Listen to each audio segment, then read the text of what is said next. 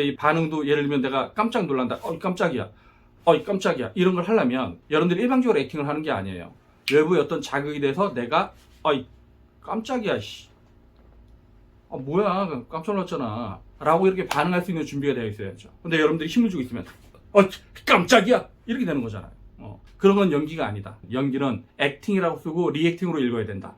제가 이제 이런 설명을 하거든요. 그러니까 뭐냐면 연기는 액팅이 아니라 리액팅이에요. 그러니까 우리가 행동을 한다라고 하는 것은 반응하는 거예요. 그러니까 반응하지 않고 내가 뭔가를 한다라고 하는 건 죽은 연기일 확률이 많죠.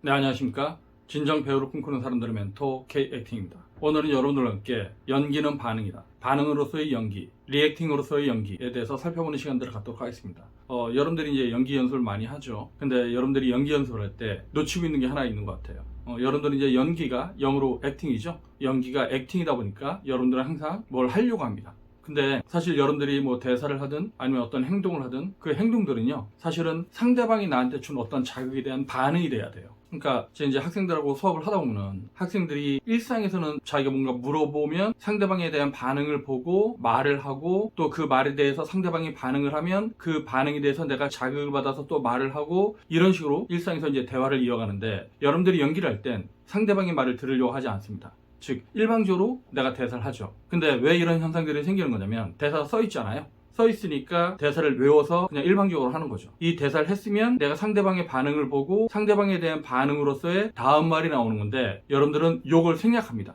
연기를 할 때 요걸 생략하고 어떻게 돼요? 대사가 써 있으니까 일방적으로 계속 얘기를 해요. 예를 들면 이런 거죠.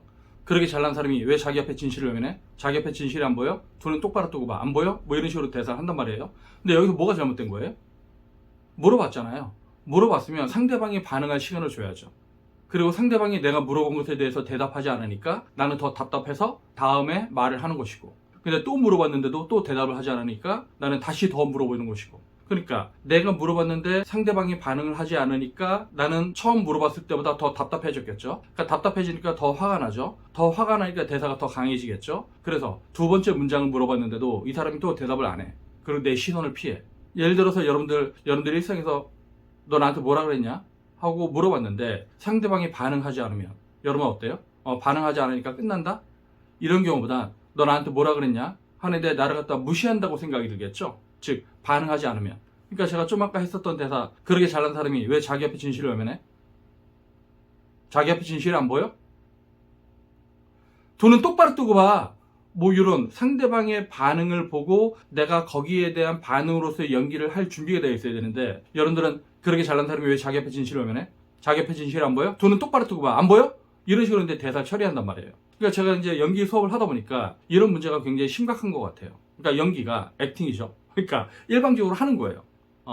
근데 저는 연기에 대해서 이제 뭐라고 설명을 하냐면, 연기는 액팅이라고 쓰고 리액팅으로 읽어야 된다. 제가 이제 이런 설명을 하거든요. 그러니까 뭐냐면 연기는 액팅이 아니라 리액팅이에요. 그러니까 우리가 행동을 한다라고 하는 것은 반응하는 거예요. 그러니까 반응하지 않고 내가 뭔가를 한다라고 하는 건 죽은 연기일 확률이 많죠.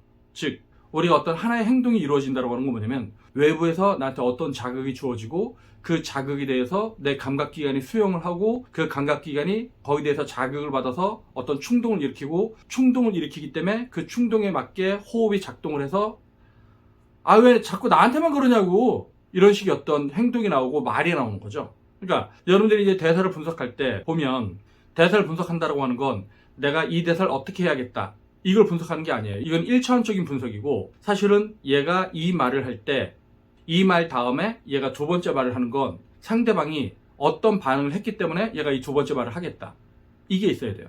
그래서 제가 아까 했던 대사를 다시 한번 해보면, 그렇게 잘난 사람이 왜 자기 앞에 진실을 외면해? 말을 했고 물어봤는데 상대방이 대답을 하지 않아요. 열받죠? 그럼 열받으면 어떻게 돼요?